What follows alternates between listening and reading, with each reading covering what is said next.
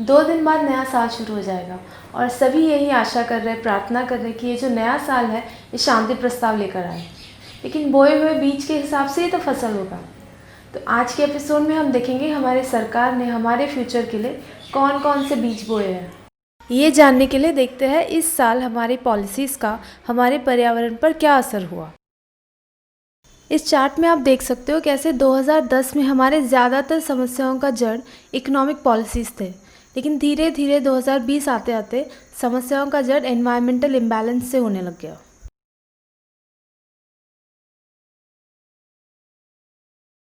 हमारे देश में हीट वेव्स को डील करने के लिए नेशनल डिज़ास्टर मैनेजमेंट अथॉरिटी ने गाइडलाइंस और एक्शन प्लान दोनों बना रखा है, लेकिन पिछले कुछ दशकों से हमारे देश में कोल्ड वेव्स बहुत ज़्यादा बढ़ रहा है। 1980 में हीट वेव्स और कोल्ड वेव्स से हो रही मौतों में ज़मीन आसमान का फ़र्क नहीं था, लेकिन आगे बढ़ते ही इन दोनों में काफ़ी बड़ा फ़र्क आने लग गया।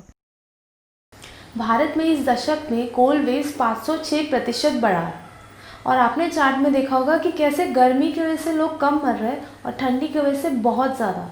लेकिन इसके बावजूद हमारे सरकार ने कोल्ड वेव्स को फाइट करने के लिए, उसके साथ डील करने के लिए किसी भी तरह का गाइडलाइंस या प्लान कुछ नहीं बनाया।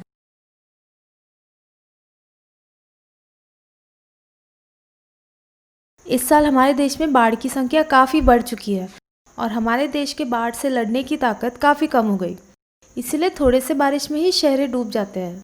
ग्लोबल वार्मिंग की वजह से जो टेम्परेचर्स बढ़ रहा है उसके वजह से हमारे ग्लेशियर्स और तेज़ी से पिघल रहे हैं, जिसकी वजह से गंगा और ब्रह्मपुत्र का बहाव बढ़ते जा रहा है।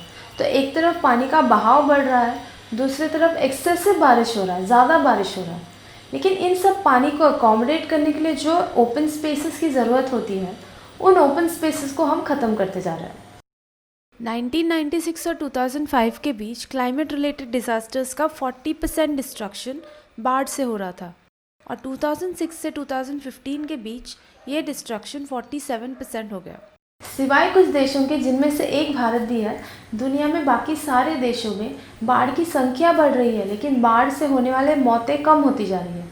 ये भारत में नहीं हो रहा है क्योंकि एक्सपर्ट्स का मानना है कि जब भारत में ये वार्निंग्स दिए जाते हैं तब हमारी सरकार इन वार्निंग्स को सीरियसली नहीं लेती है।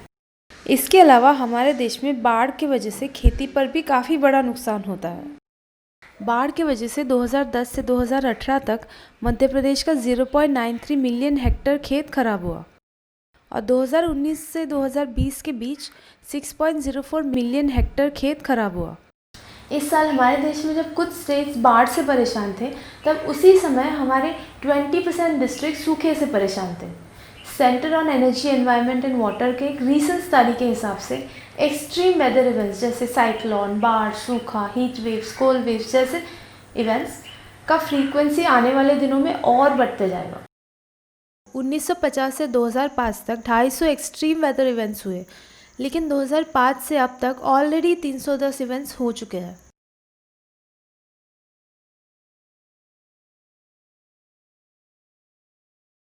इंडस्ट्रियल रेवोल्यूशन के बाद से हमने फॉरेस्ट, ग्रासलैंड्स, वेटलैंड्स जैसे इको सेंसिटिव जोन्स को ख़त्म करना शुरू कर दिया और इनके ख़त्म होते ही इनमें रहने वाले ढेर सारे पशु, पक्षी, पौधे, झाड़ सब भी ख़त्म होने लग गए और ये बायोडाइवर्सिटी लॉस का हमारे एनवायरमेंटल बैलेंस पर बहुत बड़ा असर पड़ रहा है। इसके अलावा जब हम फॉरेस्ट को ख़त्म करते हैं तब उनमें रहने वाले जो जानवर थे वो हमारे शहरों में आके रहने लग गए मजबूरन, लेकिन तब से मैन एनिमल कॉन्फ्लिक्ट और बढ़ने लग गया। लिविंग प्लैनेट रिपोर्ट के हिसाब से हमने पिछले 50 सालों में 68% बायोडाइवर्सिटी को ख़त्म कर दिया। ये टोटल स्पीशीज़ में से कुछ गंभीर खतरे में है, कुछ खतरे में और कुछ खतरे के करीब जा रहे हैं।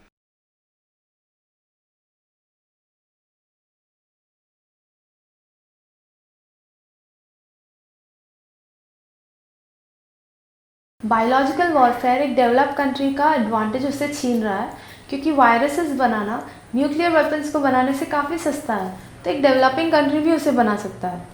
लेकिन बायोलॉजिकल वेपन्स कन्वेंशन जो बायोलॉजिकल वेपन्स को बनाने पर पाबंदी डाल रही है, काफ़ी सारे देशों ने इस कन्वेंशन को साइन किया है, लेकिन एक्सपर्ट्स का मानना है कि जिन देशों ने साइन किया है उनमें से भी कुछ देश ऐसे हैं जो अभी भी बायोलॉजिकल वेपन्स बना रहे हैं। 98% केमिकल वेपन्स डिस्ट्रॉय हो चुके हैं। 97 प्रोडक्शन लैब्स में से 74 प्रोडक्शन लैब्स डिस्ट्रॉय हो चुके हैं और 23 लैब्स दूसरे पीसफुल कामों के लिए कन्वर्ट हो चुके हैं।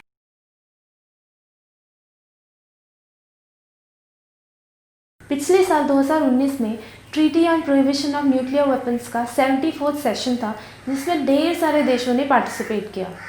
ये ट्रीटी देशों को न्यूक्लियर वेपन्स बनाना बंद करने के लिए कहता है। इस ट्रीटी को आज 86 देशों ने साइन किया है। भारत, चाइना, अमेरिका जैसे ढेर सारे देशों ने इस ट्रीटी को साइन नहीं किया है। पिछले साल के मुकाबले भारत और चाइना ने अपने न्यूक्लियर वेपन्स का कलेक्शन बढ़ा दिया। 2019 में चाइना का न्यूक्लियर वेपन कलेक्शन था 290, इंडिया का 130 से 140 के बीच, पाकिस्तान 150 से 160 के बीच।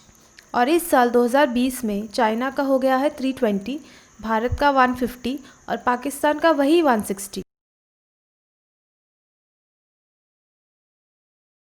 हमारी सरकार काफ़ी कॉन्फिडेंट है कि हम हमारे क्लाइमेट गोल्स अचीव कर लेंगे, लेकिन हमने क्लाइमेट इमरजेंसी तक डिक्लेयर नहीं किया है। सिर्फ 16 प्रोजेक्ट्स को लॉन्च करने से हमारे सस्टेनेबल डेवलपमेंट गोल्स अचीव नहीं कर पाएंगे हम। सस्टेनेबल डेवलपमेंट के लिए गरीबी को मिटाना पड़ेगा, भूखमरी को मिटाना पड़ेगा, इनइक्वालिटी को मिटाना पड़ेगा, जिनके बारे में हमारे प्रधानमंत्री कुछ नहीं कहते। एक तरफ वो कहते हैं कि हम क्लाइमेट चेंज से लड़ेंगे, और दूसरी तरफ जो लोग कोल के खिलाफ आवाज़ उठाते हैं, उनको सीधे डिटेन कर देते हैं।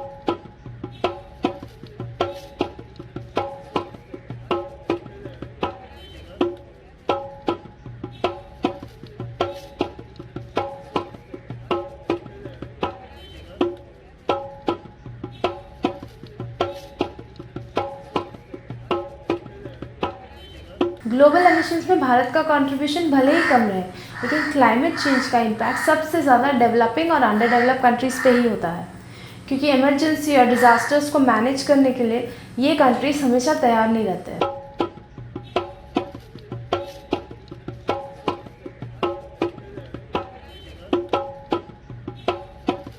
इंडिया क्लाइमेट इमरजेंसी डिक्लेयर करने के साथ ही हमें हमारे परिवार के साथ हमारे घर में क्लाइमेट इमरजेंसी भी डिक्लेयर करना होगा। इतने महीनों से हम हमारे घर में बैठे हैं, कुछ बेरोज़गार हैं, कुछ कर्ज में डूबे हैं, लेकिन इतना मुश्किल से हम इतना कुछ बदल चुके हैं। जितना हम सोचते हैं कि बदलना बहुत मुश्किल होगा, इस साल ने उस सोच को तो गलत साबित कर दिया ना।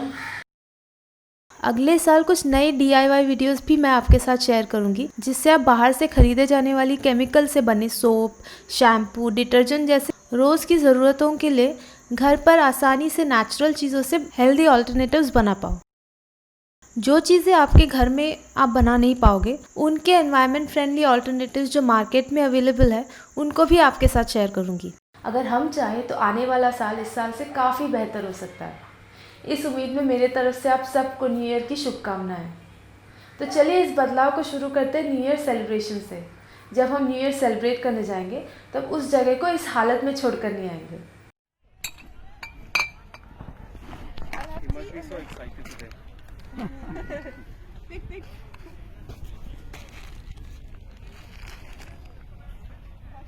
Dada, can I have your phone to take photos?